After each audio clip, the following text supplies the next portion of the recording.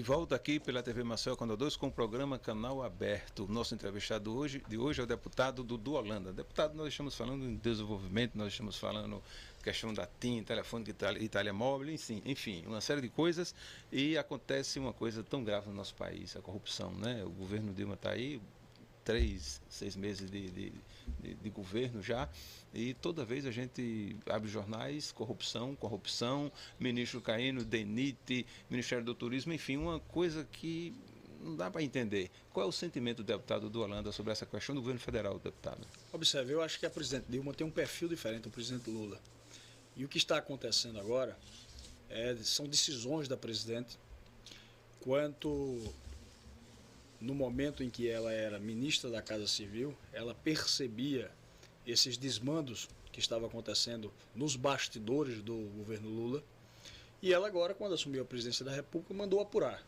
Então é apurando, esclarecendo, descobrindo as falhas, exonerando as pessoas e mudando a cara do novo governo. De fato, a Dilma é diferente de perfil do presidente Lula. O presidente Lula era um presidente populista, era um presidente aberto, simpático. Você poderia dizer, então, que o Lula, com aquela velha história de não sei, se tornou até uma piada de que o Lula colocava os problemas embaixo do tapete, sempre alegando que desconhecia aquela situação. A presidente Dilma está tendo uma postura diferente. Ela tem um perfil diferente do presidente Lula. É mais combativa? Muito mais combativa. O presidente Lula foi eleito, digamos assim, por uma grande massa popular, é um homem que veio do povo, é um homem de massa, um presidente popular, como eu falei, um presidente de uma popularidade muito grande. Então, até por conta da própria capacidade intelectual do presidente Lula, é diferente da presidente Dilma, é outro preparo da presidente Dilma. Ela é mais gerenciadora, mais administradora, muito mais administradora, né? O outro era um político, ela não, ela é uma administradora. Então, se nós pararmos para analisar o perfil, hoje o Brasil está sendo administrado por uma mulher de perfil diferente, por uma administradora, deputado, não por uma política, né? Corre o risco, o seu sentimento aí, a gente percebe que, na verdade, os membros do governo Lula, todos estão, na verdade, praticamente saindo com motivo de corrupção. Você acha que tem um perigo de haver um conflito entre Dilma e Lula lá na frente? Não, até porque eu acho que ela está presidente, né? Ela estaria afastando a influência do Lula no seu governo? Acredito que sim. Acredito que estaria afastando a equipe do Lula e colocando a equipe dela. Inclusive, a composição com o Congresso Nacional é uma nova dinâmica. Desatrelando da imagem do Lula. São perfis diferentes, né? Totalmente diferentes. Por mais a ligação que todos nós sabemos que a Dilma só foi eleita devido ao apoio do Lula, mas o perfil dela é diferente. Então, quando senta lá no posto, quando assume o cargo, cada um tem o seu perfil. Deputado, o senhor foi vereador há muito tempo, presidente da Câmara, um vereador atuante, tanto é que está aí como deputado estadual, com uma grande quantidade de votos, e a polêmica da questão do aumento do número de vereadores na capital. Como é que o senhor vê? Caso aconteça realmente esse aumento, qual o benefício que traz para a população? Observe, esta discussão eu conheço, até porque no meu terceiro mandato, ela foi amplamente discutida. Na época, o censo do IBGE, ele dava conta de que Maceió chegava a ter 900 mil habitantes. Então a Câmara já queria aumentar isso, de 21 para 29. Inclusive foi aprovada uma emenda modificativa na lei orgânica do município, salvo engano, no ano de 2008, no mês de novembro de 2008, foi aprovado esta mudança na lei orgânica e eu, quando assumi a presidência, anulei essa mudança. Então, houve aquela mobilização dos vereadores em Brasília, aquela marcha dos vereadores buscando que fosse permitida, salvo engano, era um projeto de emenda constitucional no Congresso, que ia beneficiar o retorno das vagas que tinham sido extintas nas câmaras municipais. E Maceió tinha ampliado 8 vagas, de 21 para 29. Eu fui contrário, desde o início, quando assumi a presidência. Hoje continuo com a mesma posição, a não ser que eu seja convencido de que Maceió tem mais de 1 milhão de habitantes, por dados do IBGE. Aí sim, aí é uma questão constitucional. Existem números, parâmetros. Se o município de Maceió tiver mais de 1 milhão de habitantes, aí sim, ele terá 29 ou até mesmo 31. Eu não sei precisar em números, mas conheço essa parte da Constituição, que é população comparativa a número de habitantes. E é evidente que número de representantes, 750 mil, que era o parâmetro de Maceió, são 21 vereadores. Mas se hoje o Maceió tiver 1 milhão, aí sim passará a 29 ou 31. Hoje o IBGE deu 960 mil habitantes para Maceió. 960 então, nesse mil já tem garantido aí, no mínimo, 25 vereadores. Mas você que foi vereador por 4 mandatos, deputado, sabe que a figura do vereador, para a população de modo geral, não aparece muito em termos de serviços. Os projetos de vereadores costumam ser projetos mais superficiais, nomes de rua, homenagens a pessoas, figuras importantes, políticas, aprovação de orçamento.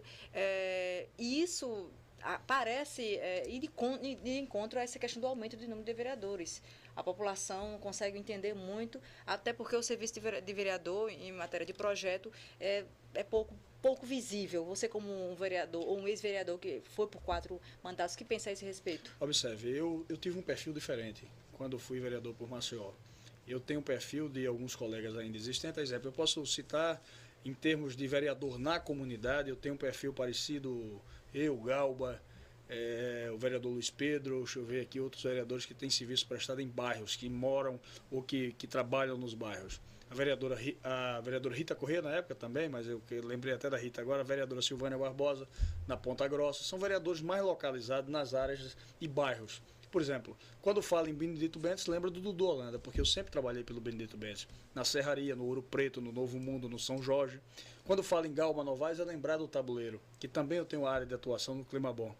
Enfim, então a gente tem lembranças, porque nós participamos das discussões na comunidade, das reivindicações da comunidade, quando a comunidade reivindica o calçamento, quando reivindica a recuperação de praças ou construção de praças, quando reivindica quadra de esporte, campo de futebol. Você citou poucos nomes. Com isso você está querendo dizer que realmente a maioria não atua efetivamente em por prol da exemplo, comunidade? eu acabei citando, e quando a gente cita a gente tem falha, mas um dos vereadores que mais trabalha, não só por ser meu tio, é o vereador Francisco Holanda, que é um outro vereador muito atuante. Caso esse aumento seja realmente aprovado de vereadores, eu pergunto se existe caixa, existe dinheiro para pagar esse Não, o que é que acontece? Nós discutimos na comunidade, nós levamos esses requerimentos e indicações para o plenário da Câmara, nós aprovamos e nós temos que correr para buscar essas obras no Executivo.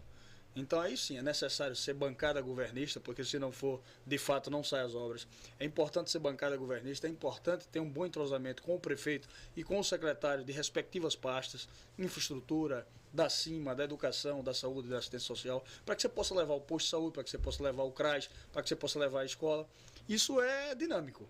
O vereador, como eu falei, eu tive um perfil de vereador, por isso tenho muito serviço prestado em Maceió. Sempre fui governista, nunca fui de oposição, porque eu sei que o oposicionista é complicado. Ele tem um perfil apenas de fiscalizar e não contribui, ele contribui com fiscalização, mas não leva benefícios à comunidade.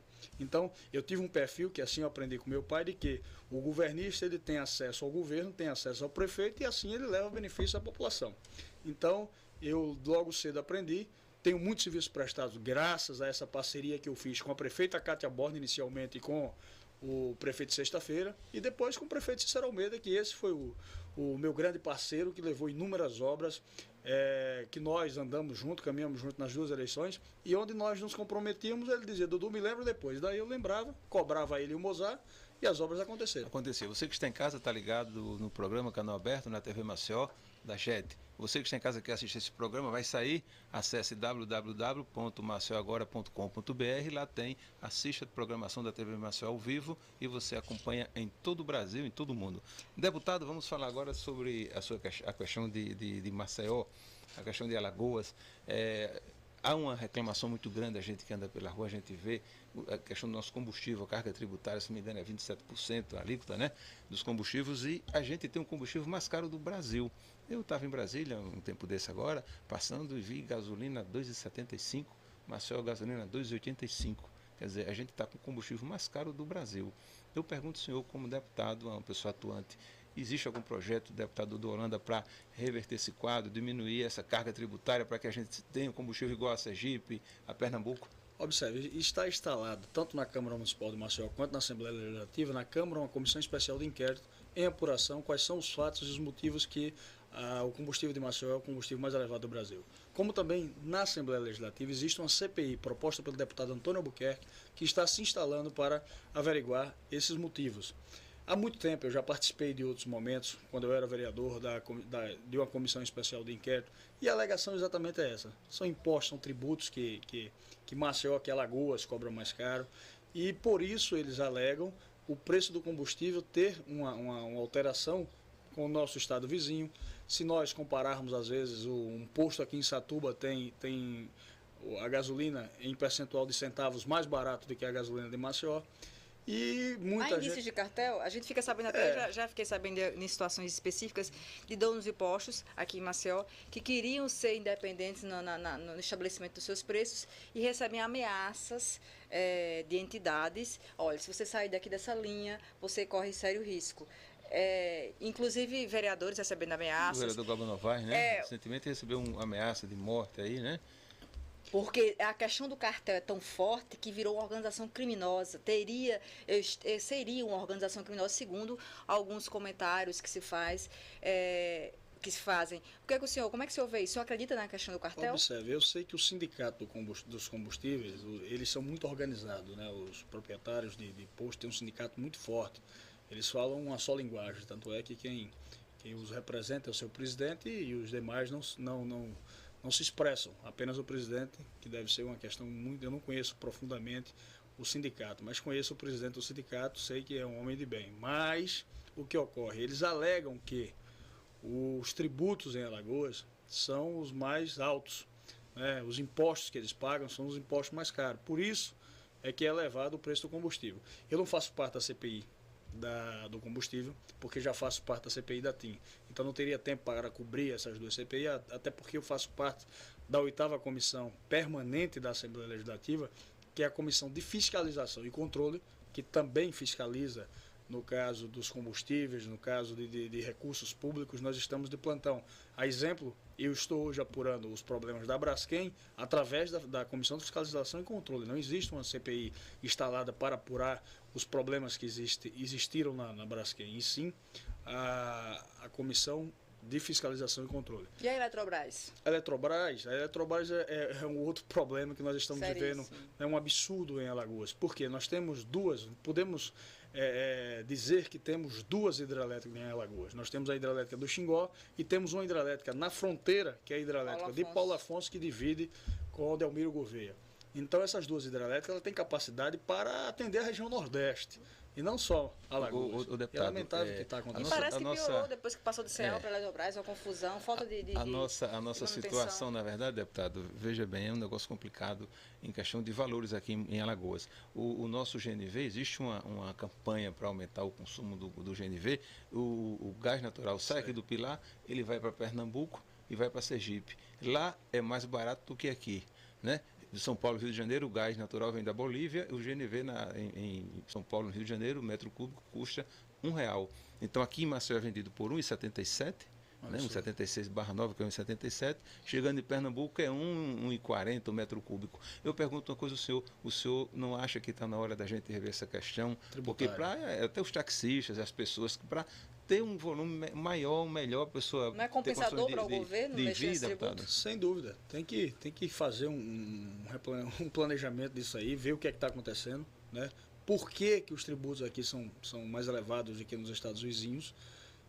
Aquela política do ganhar mais com menos não seria um bom mote para o governo estudar, não, sobre essa questão dos combustíveis de modo geral? É necessário que seja feito um levantamento. Por que dos tributos está sendo cobrado mais caros aqui em Alagoas, né, comparado a Pernambuco e a Sergipe? Né, se é aqui, como você falou, né, o gás é explorado aqui no município. Ele queima no Pilar, né? Deputado, inclusive queima 24 horas, a vazão é tão grande, então é obrigado a queimar, a Petrobras queima o gás, mas não vende mais barato para a população. Eu acho um absurdo, acho que tem que rever essa questão do imposto, né? Essa questão do imposto do combustível de modo geral é um prejuízo grande, inclusive para os postos de beira de estrada, porque as carretas, que são realmente o cliente de peso desses postos, elas têm uma autonomia no seu tanque de combustível muito grande. Então, elas podem se dar o luxo de escolher em que estado vão abastecer. Passa por Alagoas. Alagoas tem um imposto lá em cima, o combustível mais alto, vai adiante e abastece no outro estado. Alagoas fica no prejuízo. Como é que você vê isso? O governo não já deveria ter dado um olhar mais cuidadoso, mudar essa mentalidade em relação a esse Eu imposto acho de combustível? importante essa discussão que nós estamos tratando aqui. Durante essa semana agora eu já vou acionar através da Comissão de Fiscalização e Controle.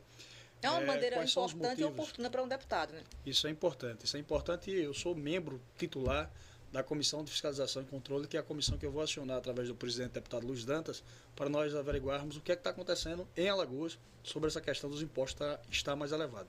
Olha, deputado, inclusive nós que fazemos aqui o programa Canal Aberto, todos os dias a gente recebe reclamação nesse sentido. Aproveitando esse programa que é feito com o senhor aqui, você é uma pessoa muito atuante, eu tenho certeza que o deputado do Holanda vai trabalhar em prol dos alagoanos, da população, para reverter esse quadro. Não tenho dúvida que isso vai acontecer. Agora uma pergunta, deputado. O senhor acha que Alagoas já se encontra preparada para receber indústrias? Acho que sim. Acho que nós temos polo, né, espaço já de alocar essas indústrias já reservados. Acho que Alagoas, os incentivos cada vez mais pode dar. Acho que o governador Teotônio Vilela trabalha nesse sentido de atrair indústrias, inclusive ele tem ido buscar indústrias fora, a exemplo do estado de São Paulo, a exemplo do Rio de Janeiro, onde ele já teve contatos. Acho que Alagoas tem que dar incentivo para que as indústrias venham se instalar aqui e que possam gerar emprego e renda. Até porque o emprego também acaba refletindo na questão da criminalidade, né? O desemprego acaba incorrendo na criminalidade Sem também. dúvida. Volta nessa questão um pouquinho da segurança pública. Você falou alguns nomes aí de vereadores que têm projetos e citou Galba Novaes, que está com um projeto bem polêmico sobre a questão do bico legal. Eu até perguntei agora há pouco, mas como eu misturei com outra pergunta, acabou fugindo. O senhor é a favor desse projeto do Galba Novaes, o bico legal? Acha que isso é a solução ou um caminho viável? Observe, o presidente da Câmara Municipal de Maceió, o vereador Galba Novaes, ele pode abrir essa discussão na Câmara, né, buscar sugestões e fazer encaminhamento para a Assembleia. Eu não concordo com o nome bico legal. Não existe bico legal. Bico já está falando. Bico É tão pejorativo quanto a situação em si de o profissional ganhar tão pouco para trabalhar Exatamente. com algo tão então, importante. Bico, né, o nome bico já é um nome sem nenhum tipo de qualificação. Então, o que é que eu me coloco à disposição da Câmara do Galba? Como deputado estadual, né, deputado de Maceió, dele trazer a sugestão, trazer qual o projeto, trazer qual a discussão que possa trazer uma melhoria em termos de remuneração salarial para os policiais civis e policiais militares, para que nós possamos discutir, haja visto que estamos em tempo de discussão, porque nós vamos votar o orçamento em dezembro. Então a gente abre essa discussão na Assembleia, o Galba pode solicitar e eu posso marcar uma audiência pública na Assembleia para que nós possamos discutir isso, fazer um encaminhamento, a discussão, ouvir as associações de cabos e soldados, a associação dos oficiais, a associação dos policiais civis, para que eles possam sugerir, para que nós possamos encaminhar ao governo, a Secretaria de Planejamento, a Secretaria de Finanças, para que possam fazer uma avaliação financeira. O próprio secretário de Defesa Social, Dário César, já se manifestou contrário. Inclusive, eu já aprovei uma sessão pública para discutir segurança pública em Alagoas. Então já está aprovado. Eu acho que esse momento é um momento importante em que a Câmara abra essa discussão sobre essa legalidade desse benefício, né? Portanto, eu quero dizer que discordo do nome bico legal. Sei que a Câmara não pode legislar sobre segurança pública nem sobre a esfera militar, mas eu estou aberto à Câmara Municipal de Maceió, até porque eu venho da Câmara, né? Eu fui presidente da Câmara. Mas não é só a questão formal, a questão material mesmo, de conteúdo desse projeto, né? Que é muito polêmico. Exatamente. É como se fosse oficializar um erro. Então vamos dar o governo está abençoando uma situação irregular e, ao mesmo tempo, tirando o seu corpo fora, que a obrigação do governo é pagar um bom salário. E não criando um outro erro que ele vai corrigir um já existente, já histórico no estado de Alagoas. Um desvio de função, um desvio de finalidade, né? Até porque o policial militar e policial civil, cada um tem sua linha de atuação. O policial militar é a polícia ostensiva, a polícia preventiva que inibe e faz com que mantenha a segurança pública, a ordem pública. O policial civil é o policial científico, é o policial que apura os crimes, que encaminha à justiça. E a finalidade do bico é um trabalho extra. Então você sai totalmente das suas prerrogativas constitucionais, que é ser policial. E acaba negligenciando a função principal. A função principal, você É um desvia risco, suas sem dúvida funções. nenhuma. Deputado, nós falamos aqui na questão da telefonia celular, da TIM. O senhor ali, inclusive, abriu aí uma questão de fazer CPI com as demais, mas nós temos um problema sério em Alagoas, em nível de Brasil, essa que é a verdade. A violência ela cresceu assustadoramente, drogas em nível de Brasil, na verdade. Eu pergunto ao deputado do Holanda, o senhor não acha que está na hora de fazer uma CPI referente à segurança em Alagoas? Qual a sua opinião sobre isso, deputado? Observe, antes mesmo de fazer a CPI, eu acho importante essa discussão. Eu acho importante o secretário Dário César prestar contas do que está sendo feito em benefício da segurança pública de Alagoas.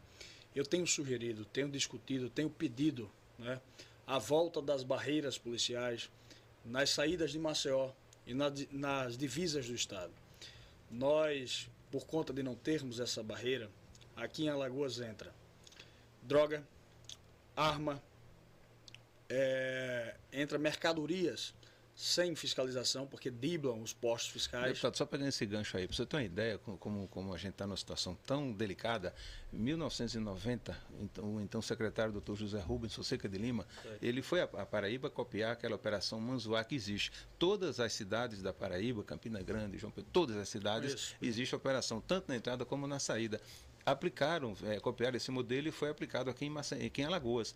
Então, o que é que acontece? Funcionou por um certo tempo, atingiu seus objetivos, era Mundaú, né? Os taxistas paravam, era obrigado a parar, enfim, diminuiu. Como o senhor falou, precisa, na verdade, deputado, fechar essas cidades. Né? Houve uma solução de continuidade aí. Foi interrompido, quer dizer, mudou o secretário, então aquela operação ela foi desfeita, eu não sei porquê, mas o senhor está certo, eu acho que tem que bater nessa tecla aí, que tem que fechar a cidade. E é bom esclarecer que a Operação Manzoá na Paraíba funciona até hoje, tá lá, muitos anos. Observe, você citou os taxistas. Eu tenho o apoio do Sindicato do Estado de Alagoas, dos taxistas, inclusive relativo a essa discussão. Os taxistas concordam com as barreiras policiais, até porque eles se sentem mais seguros na obrigatoriedade de parar nas barreiras. Atividade de risco deles, né? Atividade de risco, né? Não tem horário. Aí eles estão ali. Quantos taxistas já foram vítimas, já foram assassinados? Quantos taxistas já transportaram assaltantes, né, que fortemente armados, colocam a arma na cabeça dos taxistas, passam pelas barreiras, depois lá na frente deixam os taxistas ou levam o seu táxi, enfim.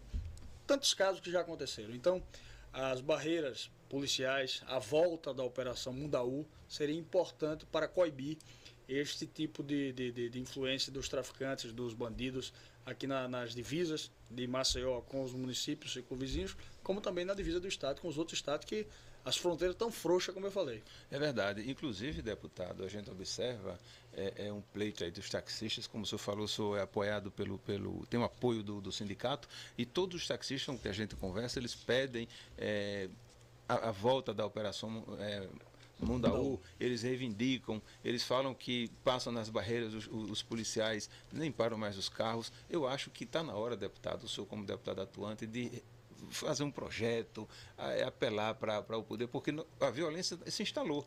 Todos os dias a gente perde jovens, perde pessoas. Nós temos um programa aqui, Realidade, que todo dia é morte, Jacintinho, Benedito Bentes, enfim. Então está um caos, se instalou um caos. Eu tenho certeza que o deputado do Holanda vai rever isso com muito carinho e vai voltar aqui com a gente para falar sobre isso, né, deputado? Sobre a questão dessa CPI, ou então dessa...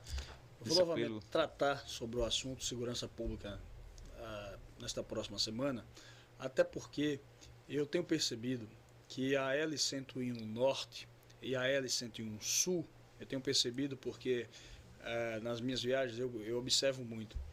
E até essas barreiras existentes, hoje elas não estão fazendo o trabalho, fins dela que é parar, verificar a documentação e, se possível, até fazer uma revista nos veículos, quando o caso de suspeita. Então as barreiras não estão parando. Eu observei isso, eu vou tratar novamente, vou ver até se eu faço um contato com o comandante do policiamento da capital, o coronel Gilmar Batinga, para que as barreiras policiais possam apertar, né? Porque da forma que está, cada vez mais fica, só facilita a vida dos bandidos e delinquentes. Na verdade, eu acho que está faltando um apoio, um incentivo, uma melhor remuneração para os policiais. Foi levantado, como o senhor ali falou, a questão do bico, né? Quer dizer, se tem dinheiro para pagar o bico, por que não tem dinheiro para pagar o policial no seu tempo integral? O bico é clandestino, né? O bico, essa ideia do Galba, eu discordo do nome, né? Porém, ele busca essa experiência no estado de São Paulo. Já foi contestado, inclusive, pelo governador Teotônio Vilela e pelo governador José Tomás Nonô, quando estava no exercício do mandato. Eles discordaram dessa ideia do bico legal. Eu também discordei, porque eu acho que o policial tem que ter uma remuneração salarial justa para que ele saia de casa para fazer as suas funções. Mas não é só do nome que você discorda. Por exemplo, se fosse fonte alternativa de remuneração, ou incentivo legal, mudaria alguma coisa na sua opinião? Porque a matéria em si é a mesma. Desvio de função. O que o policial tem que ser é bem pago. Tem que ser pago, morar bem, ser bem pago, ser bem equipado, ter armamentos modernos, ter equipamentos modernos, receber bem, se fizer hora extra, receber sobre hora extra. Inclusive, sobre hora extra, o secretário Dário César está com um projeto para pagar hora extra aos policiais que assim se disponibilizem a fazer a hora extra, né, que tem esse tempo possível para fazer a hora extra. Eu acho que é isso, e trabalhar sobre produtividade, dar incentivo ao policial para que ele possa enfrentar a criminalidade. Eu acho que é por aí. Deputado, nós estamos chegando ao final do programa, nós agradecemos a sua participação, uma participação muito boa.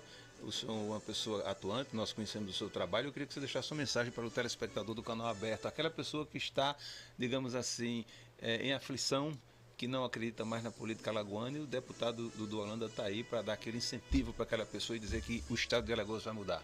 Eu quero agradecer esse espaço e quero aqui de público reafirmar o meu compromisso com Alagoas. Eu, durante 14 anos, fui um dos vereadores mais atuantes de Maceió. Trabalhei muito pelo desenvolvimento da nossa cidade. E agora, como deputado estadual, farei o mesmo, ainda mais com a experiência adquirida que eu tive durante esses 4 mandatos na Câmara. Estou atento e estou trabalhando pelo desenvolvimento de Maceió e de Alagoas em todas as áreas. Estarei lá fortemente combatido para ser a voz do povo na Assembleia Legislativa durante esses 4 anos, qual eu fui eleito pelo povo de Alagoas para ser seu representante. Estarei pronto para servir Alagoas, sempre. É isso aí. Obrigada, deputado, mais uma vez pela sua participação aqui e obrigada a você por nos acompanhar. Até a próxima. E o deputado do Holanda, ele vai voltar aqui no Canal Aberto para realmente a gente bater essas teclas que foram faladas aqui no programa Canal Aberto. Você que está em casa, muito obrigado pela sua audiência, muito obrigado a você, assinante JET, e até o próximo programa.